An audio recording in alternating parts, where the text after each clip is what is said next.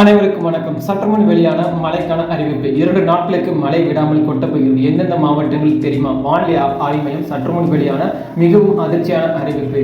தமிழகத்தில் அடுத்த 2 நாட்களுக்கு பார்த்தீங்கன்னா மழை பெய்யும் என்று சென்னை வானிலை ஆய்வு மையம் பார்த்தீங்கன்னா அறிவிச்சிருக்காங்க. அதுலேயும் குறிப்பாக பார்த்தீங்கன்னா தென் மாவட்டங்களில் கனமழைக்கு ரொம்பவே வாய்ப்புள்ளது. அதில் தமிழகத்தில் 2 நாட்களுக்கு மழை. தமிழகத்தில் வடகிழக்கு பருவமழை பெய்து வரும் நிலையில் சென்னையில் கடந்த 2 தினங்களாக மழை முழுவதும் நின்றுள்ளது.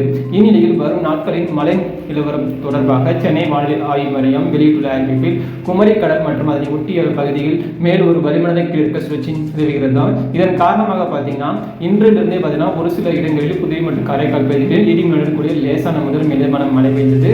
அது மட்டும் இல்லாமல் மயிலாடுதுறை, திருவாரூர், நாகப்பட்டினம், தஞ்சாவூர், புதுக்கோட்டை, சிவகங்கை, ராமநாதபுரம், தூத்துக்குடி, திருநெல்வேலி மற்றும் கன்னியாகுமரி மாவட்டங்களிலும் காரைக்கால் பகுதியிலும் ஒரு சில கனமழை பெய்தது.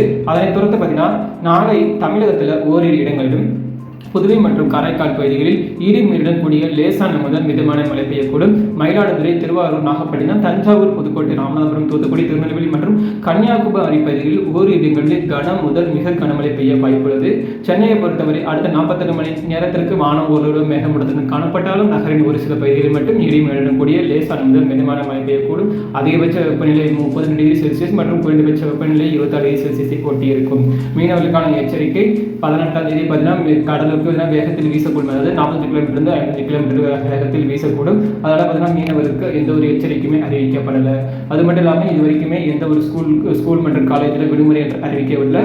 அறிவிச்சோடனே பார்த்தீங்கன்னா நீங்கள் யாராவது உங்களுக்கு உடனே தெரிஞ்சுன்னா மறக்காம கமெண்ட்ல பின் பண்ணுங்க. அனைவருக்கும் நன்றி, வணக்கம்.